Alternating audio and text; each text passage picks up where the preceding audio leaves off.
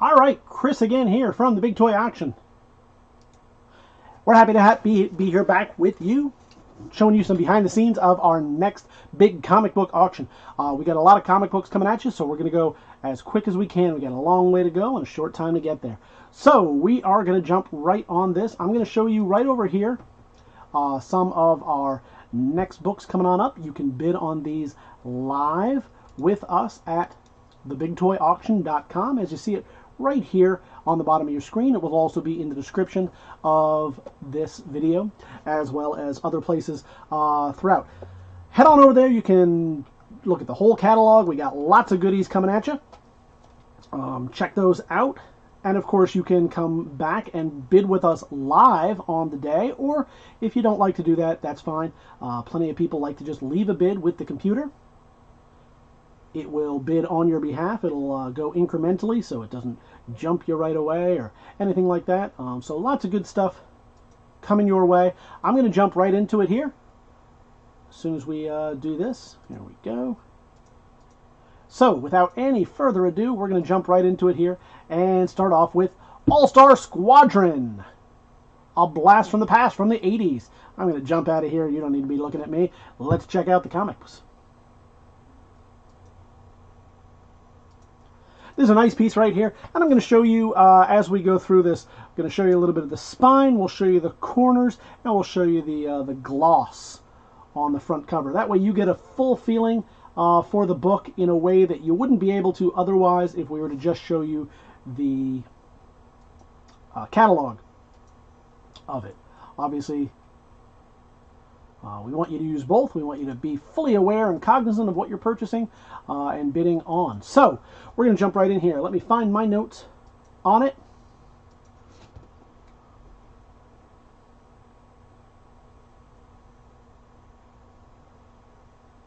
And there we go.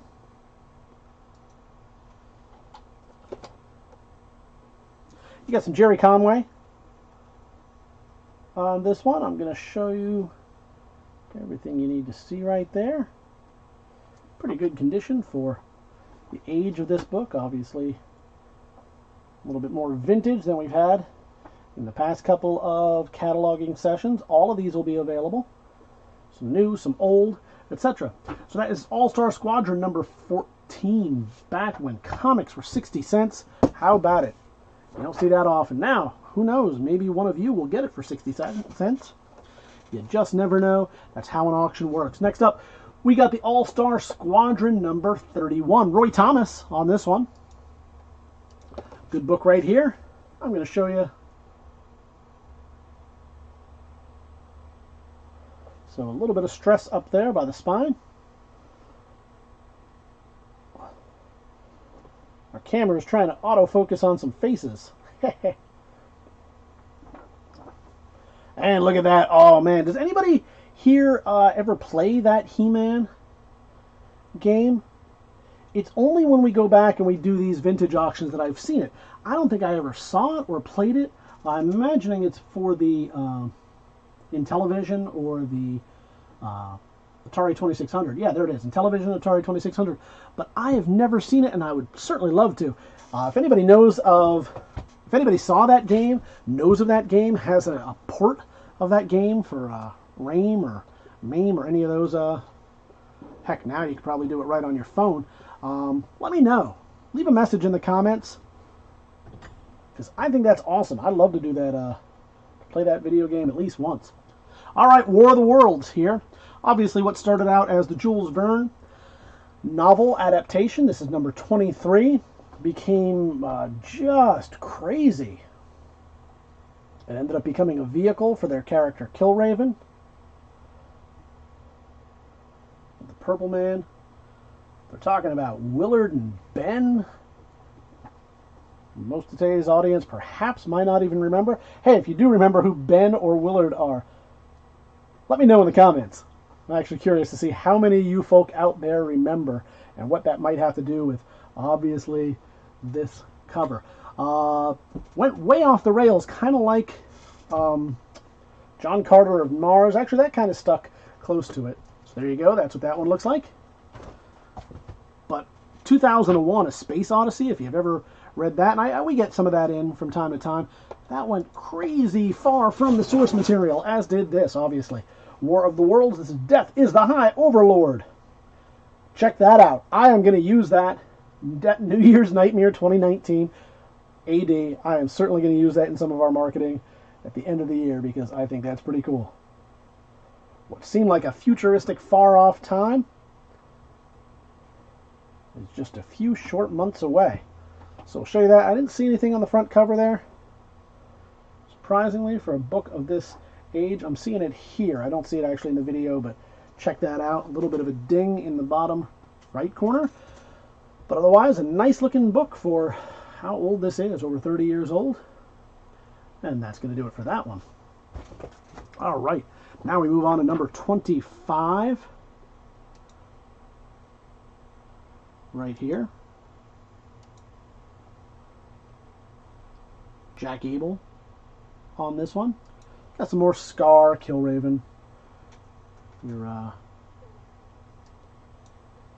regular crew right there. And of course we got some Indianapolis 500 in this one.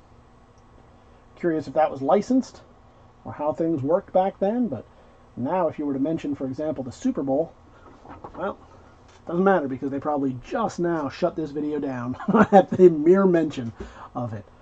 So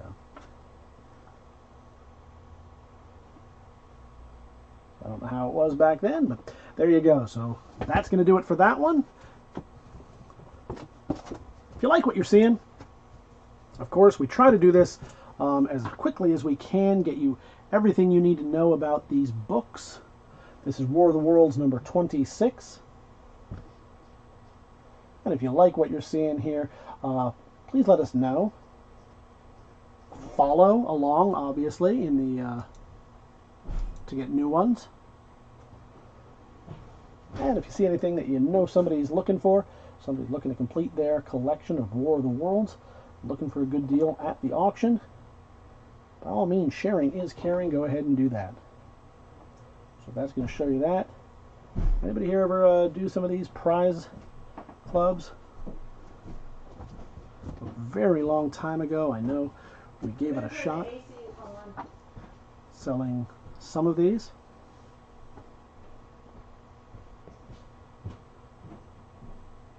Number 27 right here, Amazing Adventures, featuring War of the Worlds. I've been misquoting these all along. I've been calling it War of the Worlds, and as most would, but yeah, that is correct. It is Amazing Adventures.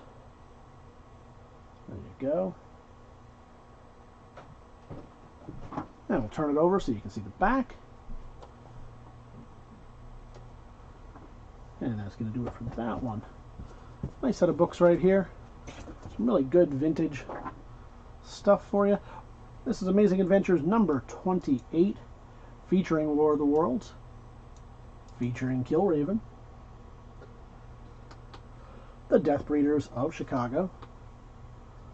Some of your best desperate death breeders are known in Chicago. So there you go. You got a little bit of a stress point on the spine right there. Origin of Volcana. So if you are a big Volcana fan looking to complete that collection, there you go. Alright, we're lagging behind just a little bit. See what we can do to fix that. As we move on to some Amazing Spider-Man. Now, all this month we've been doing a little bit of our tribute to Steve Ditko, who sadly passed just earlier in the year. You know his contributions to Amazing Spider-Man and Spider-Man in general, the myth, the lore, etc. This goes back to right after the McFarlane era. You got within 5 years of when McFarlane was on the book, so it still has some of that look and feel to it. I'm going to show you the spine. The Taskmaster right here. And a brief storyline with the parents. Spidey's parents. So, neat little storyline. If you haven't gotten a chance to check that out, that is Amazing Spider-Man number 366. go ahead on over right now. You can place your bids at TheBigToyAuction.com. We're going to show you the next one in that series. This is from the same storyline right here. As often is the case, you got Spidey getting jumped by just about everybody. Those were always some of the best books. I think Jim Shooter would approve of this scripting. And we'll turn it on over right there. There you go, the Kool-Aid Wacky Warehouse. And we move on here to the next one in the series, Invasion of the Spider Slayers. Are they spiders that slay? Are they creatures that slay spiders? Are they spiders that perambulate via snowbound vehicles? Who knows? You'll have to buy it and find out. There you go, looking pretty good. I don't see anything on the corners, the spine, or the front. Turn it over right there. Look at that. That actually looks pretty awesome. Love those Pressman games, especially the Transformer Pressman games that they put out quite a while back. Did Pressman get absorbed by Milton Bradley? I think it might have. But it seems pretty late in the game if this was right about late 90s. So here you got $3.69. By this point, I believe they've gone to yes, twice a month. We find out more of what's going on with Spider-Man's parents. Where have they been? What have they been up to? You'll find out. Here's Electro in this one. And another appearance by the Green Goblin. They often found a way to get him into every book possible back then. Pretty popular. A little bit of stress on the spine up there as you see it. Moving on from him, we've got number 370. Amazing Spider-Man number 370. Obviously, David Michelin on this one, known for his work on Spider-Man. J.M. DeMatteis. Anybody know how to pronounce that? Let me know in the comments if you would. I always pronounced it Jim DeMatteis. If I'm wrong, someone let me know. One of my favorite 80s authors. Obviously, he did work on some of my favorite storylines of that era. Oh, we're losing a little bit of... There we go. So you see all of that. Let's show you the TSR on the back right here. And we move on from that one. We're getting just a little bit of lag. We shouldn't because we're running through USB, but let me just double check. Just let it sit for a while. Transcode. Alright, some more Invasion of the Spider Slayers. Part 4 of 6. As we find out more about what's going on with Spidey's parents. What are they up to? What have they been? Where's all his birthday presents? A little bit of damage here on the, not really damage, but some stress here on the spine. I'll show the light so you can see a little bit of that. Corners look tight and good. These came to us bagged and boarded. A lot of times when we get a big collection like this, over 4,000 books, they just come bagged. Sometimes they don't even have that. So, moving on here to some Avengers. Nice book. Fun stuff. Havoc in the Hidden Land right here. So you got a whole bunch of all your favorites. You got the Vision, Thor, Fantastic Four, well, Thing at least, Black Bolt and the Inhumans. One of the Torches, I believe that's the original. It might be Fantastic Four. But I want to show this to you, so we'll see the cover.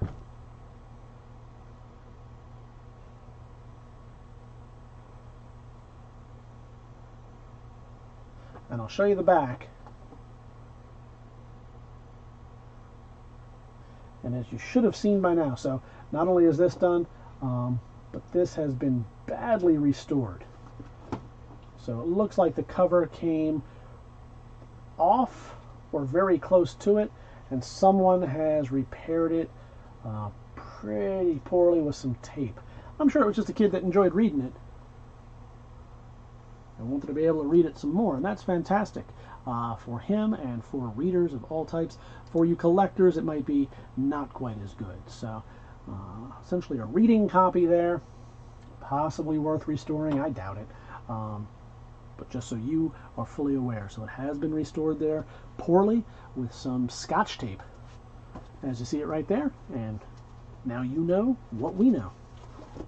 All right. So the next one up here is The Avengers.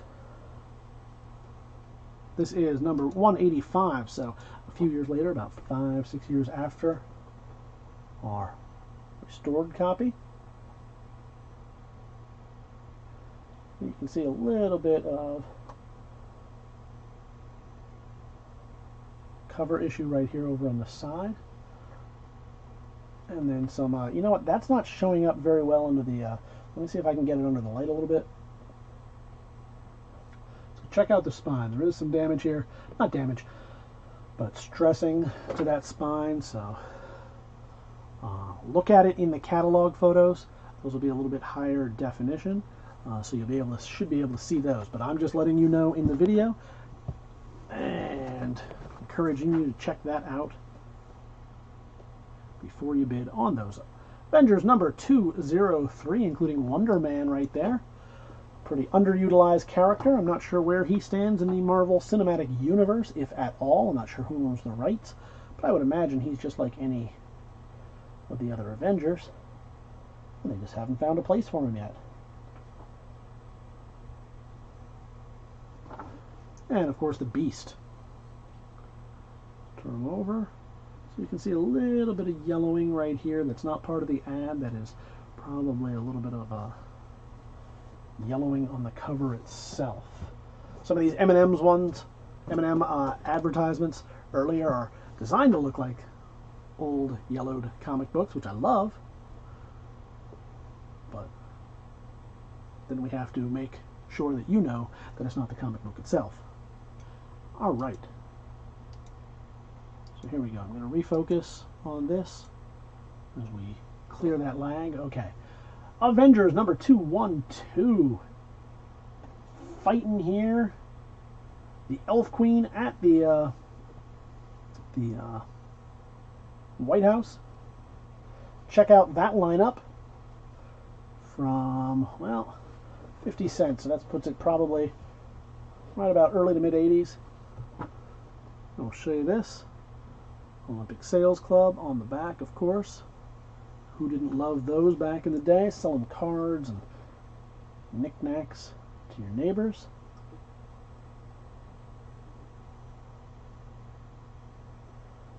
We tried doing that once as a, I was about 10 or 12 perhaps, while we were out selling whatever the fundraiser was for the local school, selling candy bars or whatever. Just ended up being more of a pain than it was worth. Didn't really enjoy it. Wanted to, but didn't enjoy it.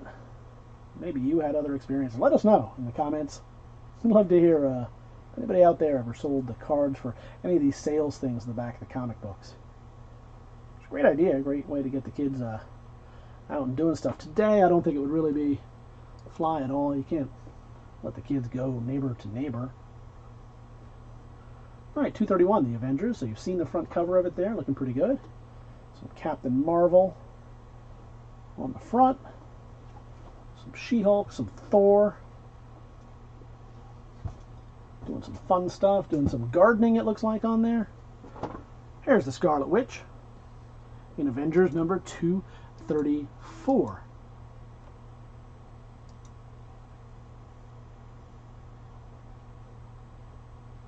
And where are we at here? 234. So you got She-Hulk, you got Star Fox, and who's the creative team on this? Al Milgrom on this one. Let's check that out. A little bit of stressing on the spine. Check out the corners.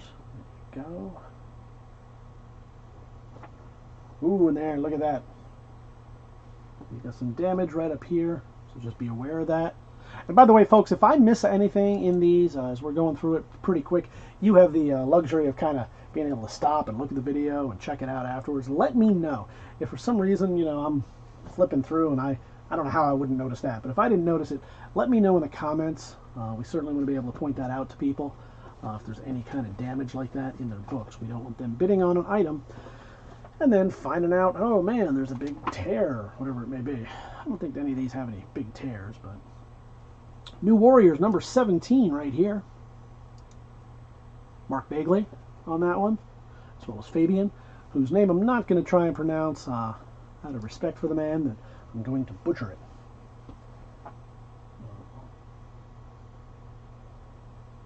For such a talented professional, I don't want to do that. So we'll just call him Fabian for now, as well as Bags, Mark Bagley, whose name I'm probably also terribly mutilating, but what can you do? All right. Hey, I think we made some Nintendo games that we sold in an auction not too long ago. I believe this was one of them. That's pretty neat. The Wolverine game here from LJN, which tried its hand at some video games for a little while before heading the way of the dodo. Right now, the longest time, they've made some Thundercats. Not sure where that property is at right now. Seems to be in limbo after Matty Collector's handling of it. Was it Matty Collector? Maybe it wasn't. Alright, there we go. It's some TSR, Dungeons and Dragons, now part of the Hasbro family of gaming. I'm going to move here to some more New Warriors. Not so new anymore. And we lost our camera. Let's get it back.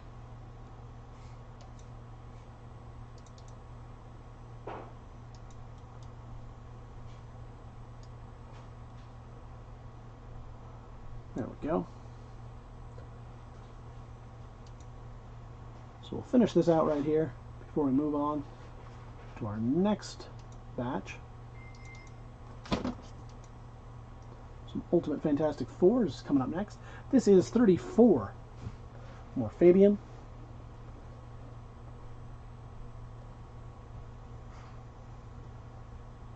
Corners.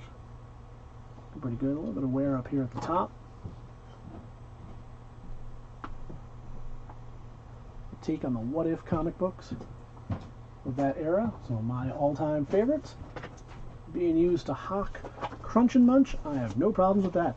Alright, Vance Astrovic.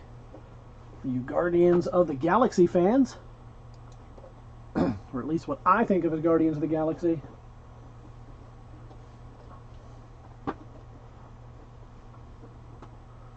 So our time-traveling adventurer here, from 1993, back when that was what the Guardians of the Galaxy consisted of. You got some folks right there, some Magneto, as well as what appears to be the Vault, or the Jury. And we move on here to number 37. New Warriors number 37. Featuring Nova.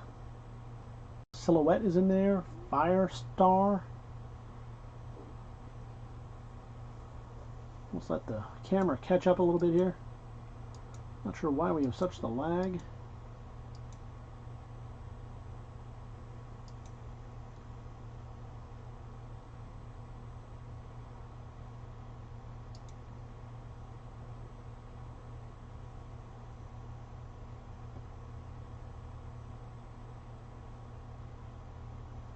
There we go.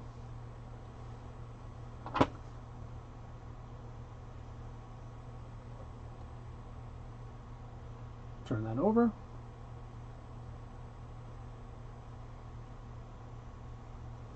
You can see the back of it. And we'll do this before the last of it, which is our New Warriors number 38. More of the same coming at you right here. Brighten that up for you.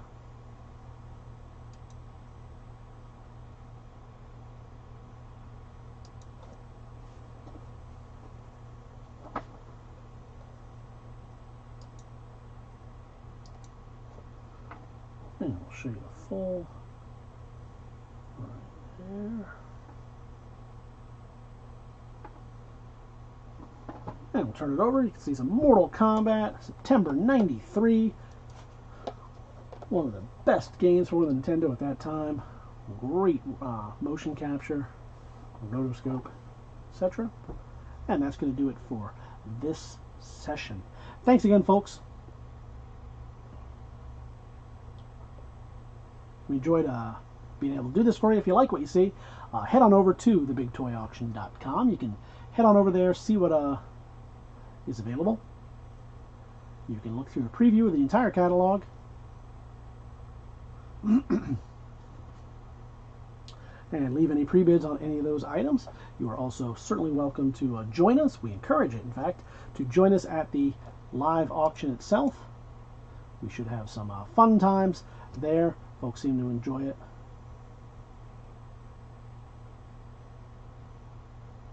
And if you have any items that you'd like to sell, toys, comics, etc., by all means, please bring those. Send us an email, send us a message, or go to our online forum and let us know. We'll be happy to take care of that for you. We can work with you on bringing those items to auction. We'll find full price discovery and get you some really good money for those items. Thanks again, folks. We had a good time, and we look forward to seeing you at the auction.